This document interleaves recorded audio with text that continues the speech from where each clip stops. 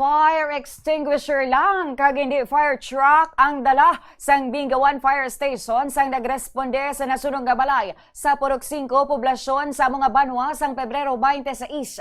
Sa interview sang Bombo Radio kay Senior Fire Officer 3 Ronald Magarzo sang Bingawan Fire Station, iyagin pahayag nga wala sila sa magamit nga fire truck bangod guba na ini. Suno sa iyagi layon man sila nga nagkoordinar sa mga kaiping nila nga kabanuhanan agud madasig nga marespondihan ang nasambit nga sunog. Ginpakigbahin man ni Magarzo nga naka-line up naman for repair ang ilang fire truck apang nagahulat pa sila sang malawig-lawig antes ini makayo. Naibaluan nga sang nagligad nga tuig panaguba ang amo nga fire truck. Sang nagligad nga semana may natabo man nga sunog sa amo nga banwa kag wala man sang may nagamit nga fire truck ang mga bombero. Mag-station siguro yung balan man sang tala nga guba ang fire truck.